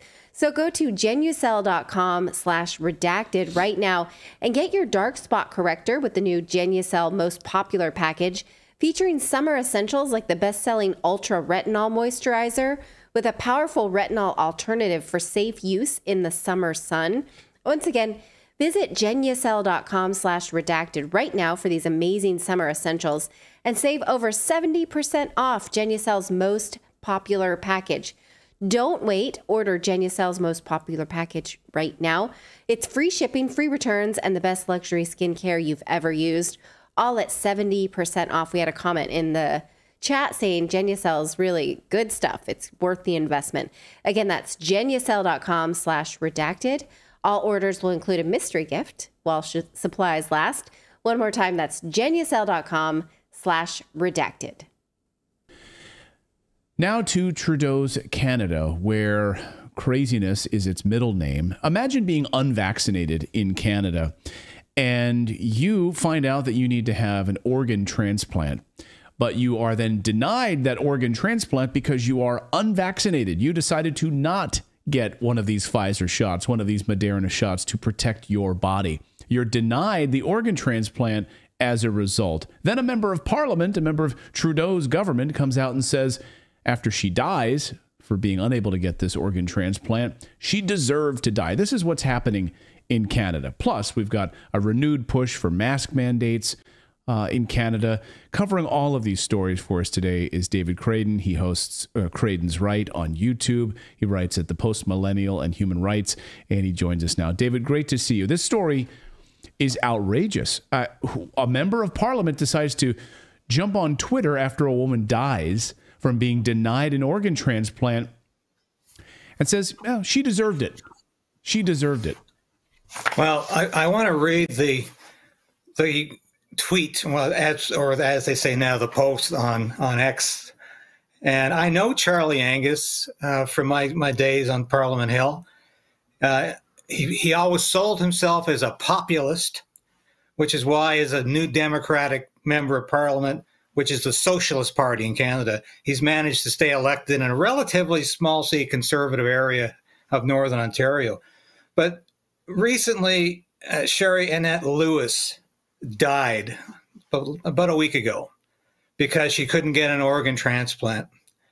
And she was unvaccinated, and that's the only reason she couldn't get an organ transplant. So Charlie Angus decides to post, a woman died because she preferred to fight for disinformation, anti-vax bullshit, and conspiracy. Pierre Poilievre says she is a hero. And the rest of it really isn't related to Sherry Annette Lewis. But that, to me, is just beyond the pale. And it's not just outrageous, it's almost criminal. This is, for a member of parliament to be celebrating somebody dying because she's on the wrong side of the issue, this, to me, is absolutely symbolic of how crazy the authoritarian left has become in Canada. And they'd rather see somebody die because they couldn't get an organ transplant than admit there was absolutely no reason for her to be vaccinated. And that's really the other story here, is that she didn't even get COVID. She was unvaccinated and she didn't get COVID because she had natural immunity to it. And this is how outrageous this is. What's more outrageous, well, that's outrageous enough, but what's perhaps more outrageous is the idea that you would deny at a national level, I guess, I don't know if it's a national level or provincial level, that you would deny someone getting an organ transplant because they're unvaccinated? What sort of bureaucratic gobbledygook is in place that keeps someone from getting an organ transplant? Where did this come from? What really infuriates me is that this woman came from Alberta, where supposedly it's the last bastion of the free in Canada. It's the last place where you're allowed to voice dissent, where the premier of that province has previously said that the unvaccinated are the most discriminated against group that she's ever seen in her lifetime. And yet she did nothing to intervene with Alberta healthcare. And you have to remember, in Canada, we are on universal healthcare, supposedly free, but of course it's not. So this woman was denied it in Alberta, and she would have been denied the organ transplant in any province in Ontario, because every provincial healthcare scheme is supplemented by the federal government. So they are working in tandem. She tried to go to the United States to get the operation. She tried, and her supporters tried to raise money for her. They didn't raise enough fast enough, and she died. This is how tragic this is. But you know what the reason is? And this is mind-boggling. The reason they won't do an organ transplant for the unvaccinated is they say having a new organ makes you more susceptible to viral infection. So therefore, we'd rather you not get the organ transplant. So that's not even a catch-22. That is just downright insanity. So they'd rather see you die with a failing organ than get a new organ on the assumption that you might be somehow more susceptible to the COVID-19 virus. Now, how insane is that? That's absolutely insane. So you're going to die from a viral infection because what? The organ has COVID? It makes no sense at all. And I think we've had the Canadian Parliament admitting basically that they're not using science, they're using politics in these decisions. I mean, we've learned this, right, through lawsuits. So this is not science. No, and it shows you it's all about ideology. It's about crazy healthcare ideology, because she has already demonstrated that she was not susceptible to COVID. And even if she was, the chance of her dying from COVID are minuscule compared to the certainty of her dying without a new organ. And she's not the only one this has happened to. I mean, there was another case here in Ontario of a guy named Garnet Harper, who was denied an organ transplant for the same reason. He was unvaccinated. And what makes this even more insidious is that on his deathbed, the nurse came around to say, "Can we collect your organs when you die?" So not only was he denied a life-saving organ, they wanted to collect his organs. And his wife was so outraged by this, she just said, "Forget it. Forget it. We're not buying into this. You won't even give my husband an organ transplant. He's dying. He's on his deathbed. And you're coming around with the form so he can sign off and he can sign over his organs." I mean, is this 1984 we're living in Canada? I think so. Which brings us to these mask mandates and the push for renewed mask mandates. So out in Vancouver, you got, craziness on that coast as well. You had a renewed push for, you have activists calling for a push for mask mandates in Vancouver, in Canada at large. And, we're starting to see this more and more now as this new variant of COVID is taking hold. The Biden administration, of course, calling on Congress to approve billions more for the biopharmaceutical complex to roll this out. And this all follows on a story we just had on the show the other night about COVID masks and how those surgical masks have massive amounts of toxins in them.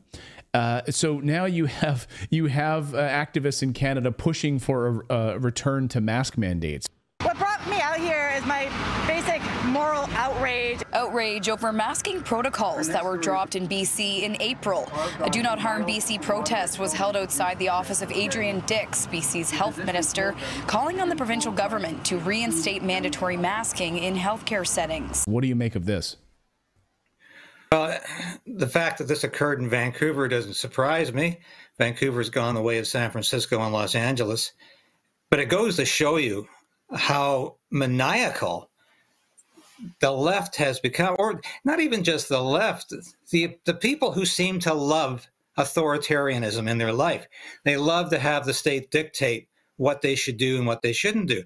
So here's these people, despite overwhelming evidence that the masks not only didn't prevent COVID-19 in any real way, that they might have actually contributed to your unhealth. They might have actually contributed to you being unhealthy.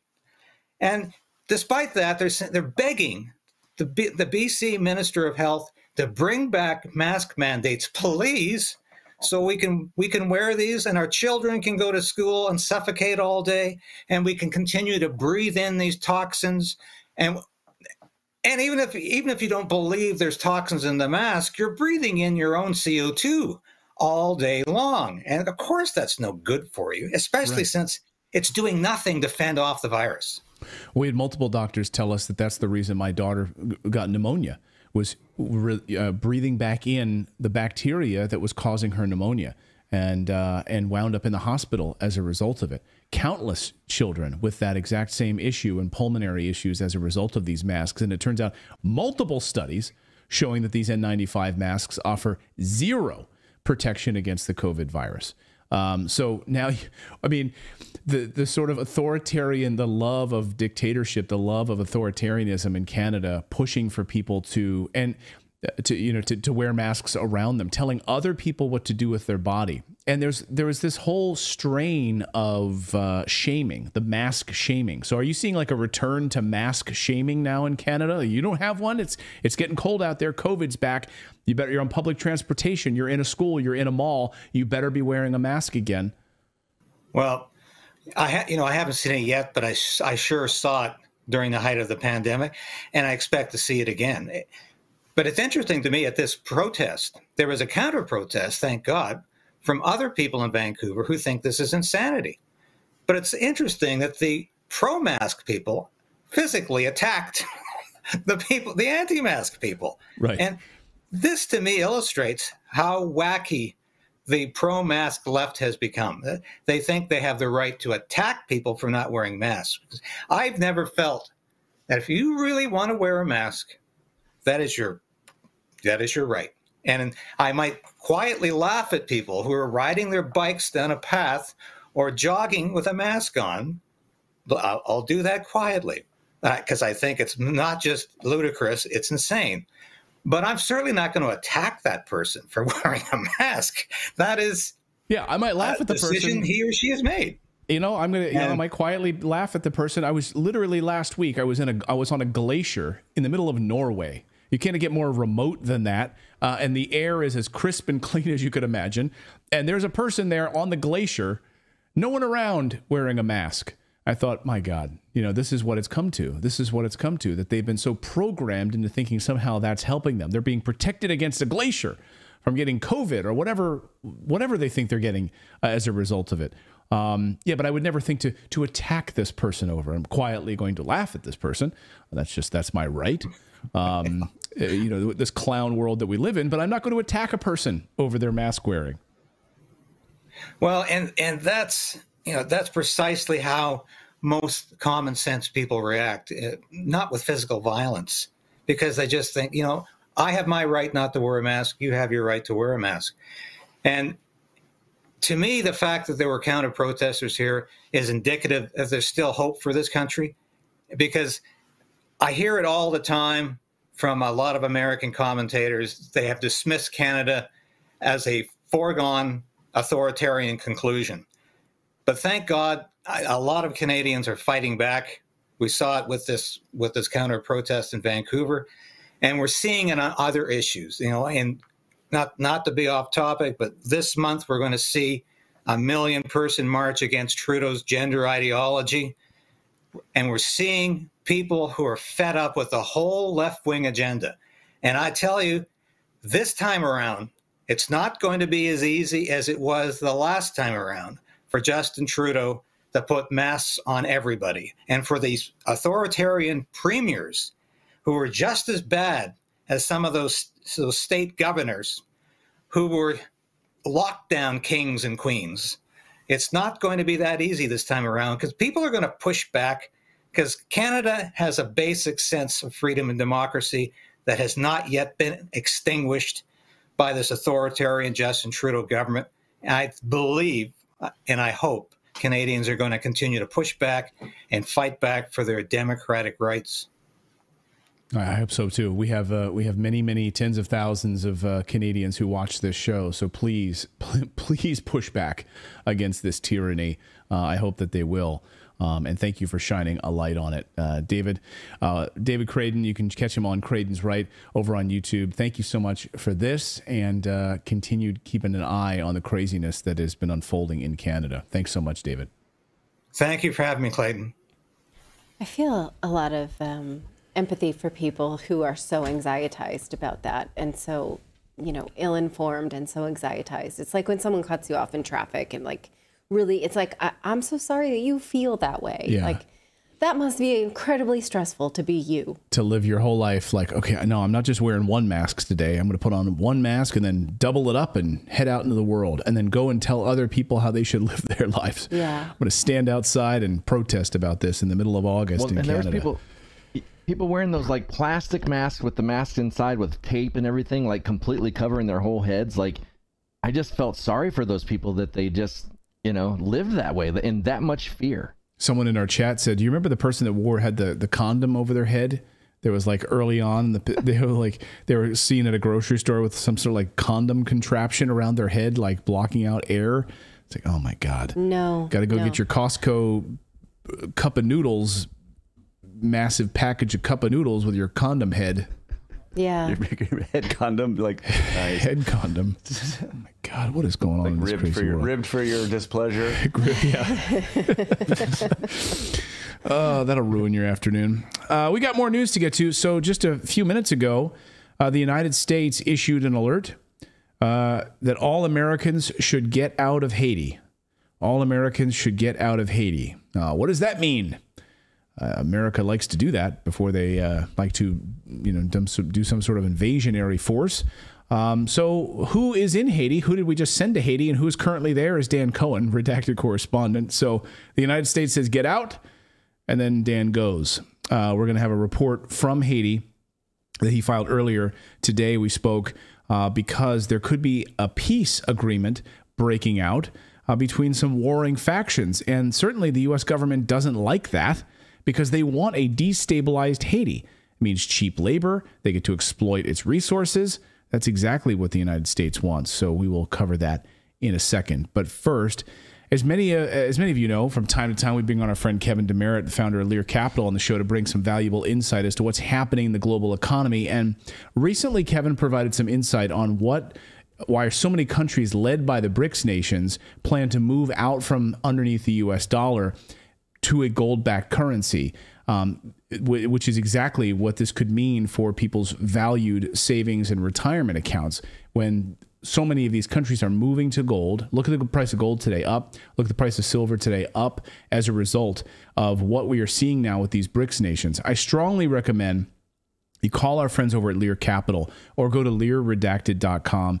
Get a free copy of their report called the Tipping Point Report. It's totally free, and it'll really help explain how to protect your savings and your retirement with gold and silver. It's only a matter of time until we're forced to be using digital currencies, so you need to get educated quickly about this process to preserve the wealth that you already have. We're already seeing it in Europe. They're already making a clampdown on cash.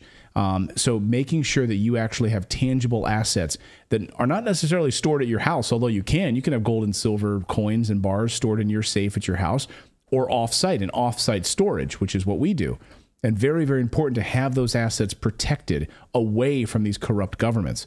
So for the past few years, Natalie and I have been moving away from the U.S. dollar into hard assets like gold, silver, and real estate. This is a big part of our portfolio. So we see the writing on the wall. Lear Capital can get you this tipping point report right now. It's totally free on what this means for the U.S. dollar. Protect your family. Go to LearRedacted.com or call their 800 number, which is 1-800-613-3557. And this report will open your eyes to what's coming. And I want to thank Kevin and the folks at Lear Capital for putting this report together for Redacted viewers. The number again is 1-800-613-3557, or go online right now to learredacted.com. And also you can click the link below in our description. All right. Well, just a few minutes ago, the United States government issued an alert asking that all Americans leave Haiti, get out now. And so what did we do? We sent Dan Cohen to Haiti in the opposite direction to find out what the hell is actually happening there, because the United States has been itching and asking Canada and other countries like Kenya to put a military force inside of Haiti to help basically destabilize that region. I spoke to Dan just a short time ago in Haiti. He is there right now, and he filed this report. Well, is all hell about to break loose in Haiti with a U.S.-backed invasion, or are we about to see a period of peace breaking out, led by the Haitian people themselves? The United States certainly doesn't want a period of calm in Haiti. That would totally undermine their invasionary plans. So what's going on exactly? Redacted correspondent Dan Cohen is back in Port-au-Prince, Haiti, and joins us now with the very latest on the situation. Of course, really the only journalist covering this story from Haiti. Dan, good to see you. What's going on there? Hey, Clayton. Yeah, so the U.S. for the last 2 years has been calling for a Haitian-led solution to Haiti's problems, and that's been a euphemism for its kind of political maneuvering and backing of various forces that it wants to put in power. But what we're actually seeing right now, what I'm seeing on the ground here in Port-au-Prince and throughout Haiti, is a tentative, however fraught peace breaking out. Essentially, what's happening is the various armed groups, and some of which are criminal in nature, carry out kidnappings, extortion, robberies, these sorts of things, and the anti-crime armed groups that are essentially neighborhood self-defense groups. They have created a peace. And this is not an alliance. This is not to say they're on the same side, but it is a peace. They have stopped fighting, at least for the time being. Now, again, it's very fraught. There are still kidnappings going on. There are still killings going on. There was, in the neighborhood of Cohen, a few days ago, there was a group of marchers led by a pastor who went to confront a very brutal gang leader named Jeff, and he killed an unknown number of them. There's a video of these marchers going with machetes, and his men sprayed them with guns and killed at least several of them. The police don't even know how many were killed. So the situation is still very violent in many ways. However, there is not direct fighting between the armed groups of different neighborhoods. Now that actually allowed us to access this area, the south. Now the choke point for the south of Haiti is back right along here. If you can see where I'm pointing, I don't know how well you can see, but this is the southern peninsula of Haiti. And previously that was totally inaccessible and impossible to cross that main thoroughfare. It is under the control of a gang leader named Tila Pli and a gang leader named Izo, who control these neighborhoods, and those are two of the biggest kidnappers in the country. Because of this peace between Izo and Tila Pli on one side and a leader named Crisla on the other. Crisla is part of the G9 anti-crime coalition, and they've been fighting for years. There's now this peace. People can actually go through there, and we were able to go through yesterday, accompanied by some of Crisla's men to give us an added layer of security. But previously, that was completely unthinkable. So the ability to move around, to travel, not only for us, but of course for Haitians, is totally different than it's been in quite a long time. That gave us access to the south of the country, where we met with a prominent, well-known police commissar who's taken a hardline approach to the gangs. His approach is just kill them, total hard fist. He's well known for actually executing them live on camera in the street. So that's the position he's come to. And so we sat down with him. You'll see that in that interview in an upcoming report on Redacted. But again, the situation, very fraught, very complex, but it's the very beginnings of possible peace, this Haitian-led solution the U.S. has been calling for. There's also the Kenyan mission, a Kenyan mission of 1,000 police has been pledged. The Kenyan government has pledged that it will send 1,000 of its police officers to take part in a UN-sanctioned mission to combat gangs here in Haiti. And they were here last week. Basically, the Kenyan diplomatic force and police officials were shepherded around Port-au-Prince by U.S. State Department personnel and protected by U.S. military personnel. And they met with Haitian National Police. They met with the de facto government of Ariel Henry, the unelected U.S. anointed leader who has called for this intervention in the first place. And there are conflicting reports about what the Kenyans have said following that reconnaissance mission. One report in the Miami Herald says that they actually decided they don't want to carry out offensive operations to confront these gangs. None of which they don't differentiate between the anti-crime popular militias or neighborhood self-defense groups and the criminal groups. They don't differentiate at all. So they're all gangs in the eyes of the government and the international community. And so the Kenyans, on one hand, in the Miami Herald say, we don't want to do that, according to their reporting. There's another paper here in Haiti, Les Nouvelles, who has said that the Kenyans are willing to carry out operations. Now, if you look at what the proposal that's been floated is, it's very open-ended. It's, it's combat gangs, this kind of thing. There's no actual exit strategy. There are no benchmarks of what they want to accomplish, of what they'll ostensibly accomplish. So it's a very open-ended and vague question, let alone if, say you have 1,000 Kenyan police officers who firstly don't speak the language. This is, a former British colony, so they speak English in addition to Swahili. So they don't speak the same language. They don't have any, they're not Francophone. They don't speak French. Of course, they don't speak Creole, the local language.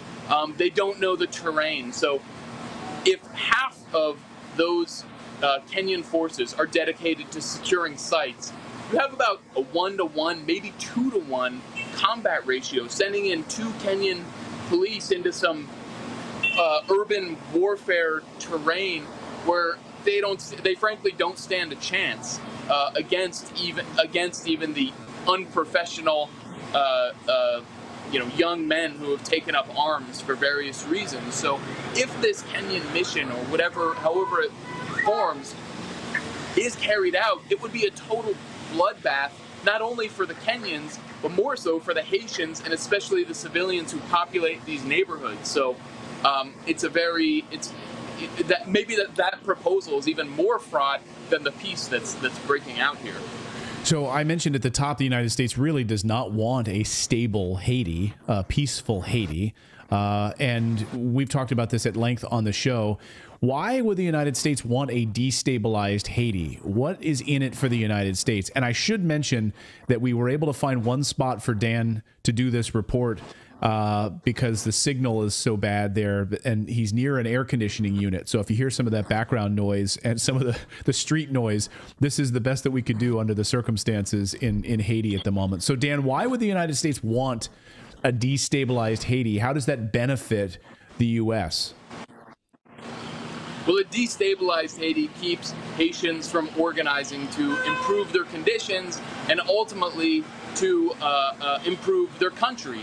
For example, we saw a couple of weeks ago the head of one of the big apparel industries based in the United States, a U.S. apparel industry organization, endorsed the Kenyan mission in Haiti, saying, "Oh, we need that, in order to stabilize the situation."